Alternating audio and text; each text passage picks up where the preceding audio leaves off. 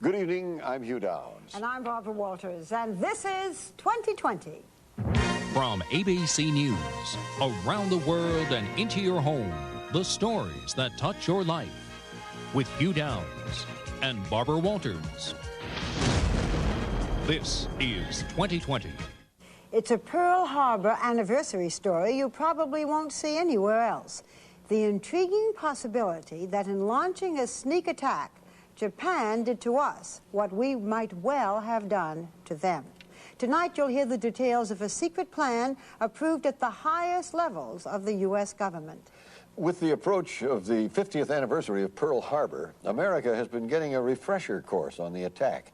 We're reminded that in the fall of 1941, relations between the U.S. and Japan had steadily deteriorated. But untold is that the United States itself was plotting a secret effort against the Japanese.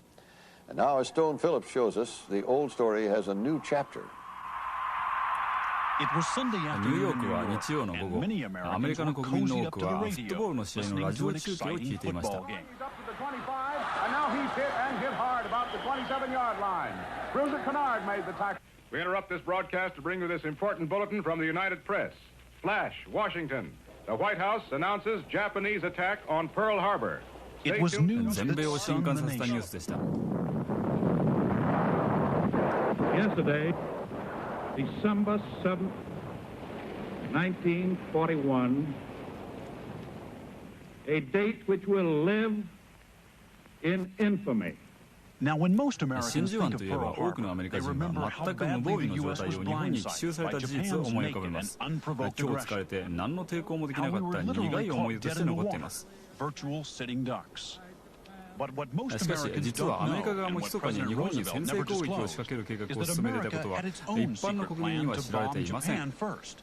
This plan, signed and approved by FDR himself on July 23, 1941, nearly 5 months before Pearl Harbor. I certainly didn't know that there were plans for strategic bombing of Japan before Pearl Harbor. Are historians generally familiar or aware of this? I don't think so.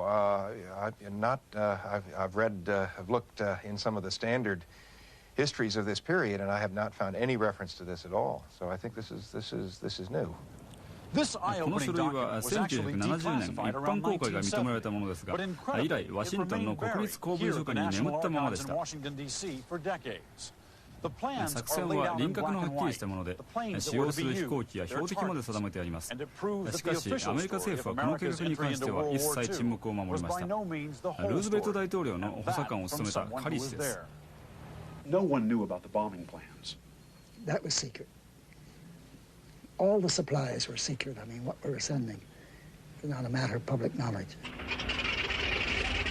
Our story begins with a romantic chapter out of military lore, well known to the American public.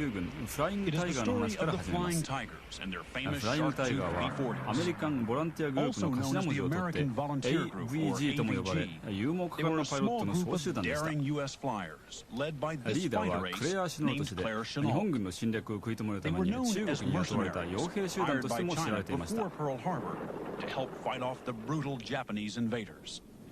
Look, Captain Jim, looky, wham, wham! Termites. Flying Tiger, Charlie Mott. The Japanese were the bad guys, no question about it. And your mission was to take them on? Yes, yes. Their primary objective was to protect China's only lifeline, this winding supply route known as the Burma Road.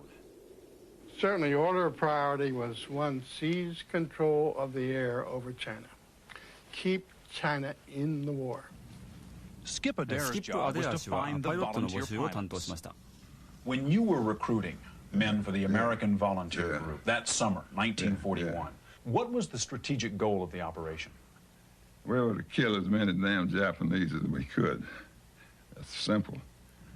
But in reality, the pilots ADAIR recruited were not mercenaries at all.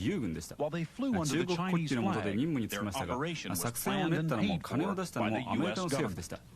The U.S. government knew about this, helped develop this plan. Not only knew about it, but they were 100% behind it. Where do you think the $50 million came from? The United States. It was secret. nobody was supposed to talk about it. We did a damn good job of keeping it secret. And the need 秘 for 密裏に secrecy 事を運 wasn't ん just だの for は military 軍事的理 reasons. 由以外にも Sending 中 not 国 just に兵員を equipment, 送り込 but むことが soldiers to アメリ China カの would 中 have 立 been a 政策に反 violation す of るという U.S. 事情があったから neutrality です。 laws. Flying 元 Tiger フライン had グタイガーのエド・レクター氏の It was 実会 against で the す。 U.S. law to fight for under another flag for another country. But what most さらに Americans will 驚 be くべきこと startled は to hear, アメリカ and 政 what is 府 the が第 subject of 2 this 陣のパイロッ report, トを募 is 集し that the て United これより States もはるか long に大胆 before な Pearl 作戦を Harbor 計画していた had ことです。 secret plans for a second American volunteer group with a much more daring mission. Flying 元フライン Tiger グ Dick タイガー Rossi. のディック・ロッシ氏の説明で There す。 was a second group, which would be a bomber group, and the third group would be another fighter group. So it was all in the works. Yes, At least it that was. was what you were being told. Yes. We knew that there's going to be a bomber group formed. In fact, Chenault told me that I would probably get the bomber group. A secret 真 bomber 珠湾 group 攻撃に flying 先立 against って日 Japan 本に先 before 制攻 Pearl 撃をかける Harbor という作戦は sounds 口 inconceivable. 頭無形のように思われますが、フライングタイガーのリーダークレア・シノート氏はすでに日本攻撃計画を提出していました。 その計画書の中でシノルト氏は優れた武器と精鋭を集めて作戦を決行すれば日本の戦争遂行能力を麻痺させることが可能であると述べています。焼夷弾による空襲で木と紙でできた日本の家屋をあっという間に敗因することができると述べているのです。シノルト氏のこの言葉をホワイトハウスは支持したのでしょうか。私たちはこの謎に迫りました。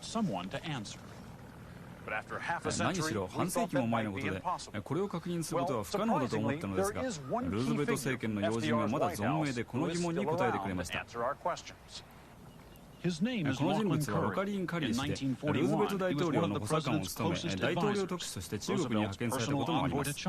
カリー氏はまたシノルト氏の計画を最も強力に支持した人でした。今年89歳になるカリー氏は今南米に住んでいます。そのカリー氏が真珠湾攻撃に先立つ劇的な日々について説明してくれました。Yes, very much so. You were an enthusiastic supporter of Chenault's plan. Oh, yes. And I helped in every way I could, yes. To push the plan through, to see that it was executed. The whole project, yes. これが JB355 と呼ばれるルーズベルト大統領に提出された秘密計画です。JB は今日の統合参謀本部にあたるジョイントボードの頭文字を取ったものです。中国政府の航空機調達というタイトルが付けられ、戦略的目的として日本の工場を破壊して武器弾薬及び経済構造を維持するために欠かせない物資の生産を妨害することを掲げています。中国領土内の空軍基地から標的とする日本の各都市までの距離が明確に割り出されました。チュチャウから長崎は730マイル、1170キロ、南チャウから大阪は1060マイル、ヘンチャウから東京は1780マイル。生産はあったのでしょうか。そして作戦決行の能力を持つ飛行機はあったのでしょうか。作戦書にはロッキード社のハドソンが日本を攻撃できるだけの航続距離があるというアーノルド将軍の言葉が添えてありました。中国東部に前進基地があり、そこからだと日本の工業地帯まで1900キロ弱でした。この作戦は海軍長官らが署名してルーズベルト大統領の承認を受けました。日付は1941年7月23日となっており、真珠湾攻撃からはほぼ5ヶ月前のことです。JB355をカリー氏に見せたところ、覚えている部分もあるし記憶にない部分もあるということでした。